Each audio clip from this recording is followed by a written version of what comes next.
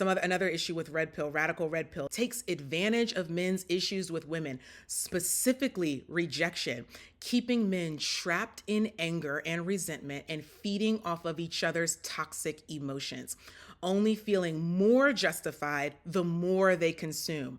Okay, this is especially problematic for desperate and lonely men who need refuge, because you won't feel desperate and lonely if you're with a bunch of other desperate and lonely people.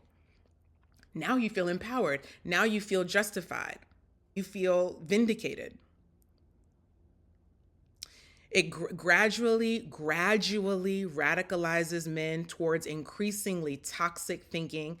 Misogyny. We have to learn what the word misogyny means. If you're unwilling to have a conversation about misogyny, you should probably exit my page.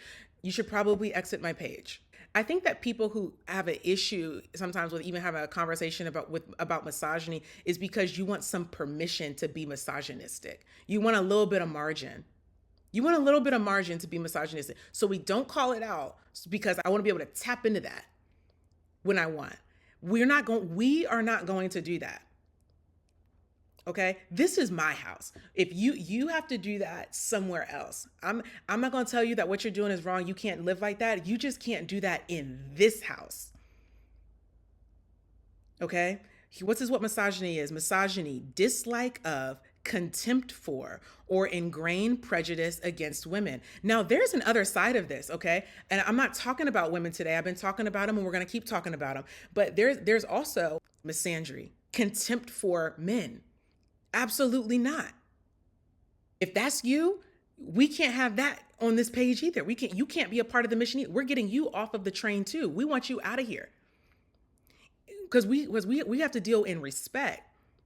So we have to be able to have conversations about that, because we have to be able to check ourselves and check each other. And sometimes you're not a full-blown misogynist, but don't you know somebody that's a little bit racist?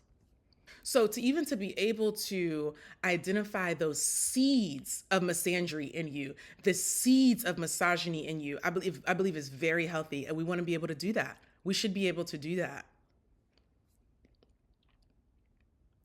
Right? I think it's very dangerous to think that it couldn't be me. Yes, absolutely. Especially in this kind of society we're in, absolutely, it could be you.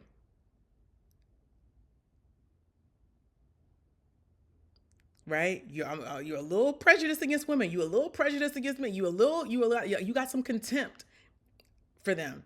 Let's be able to call it out in ourselves first.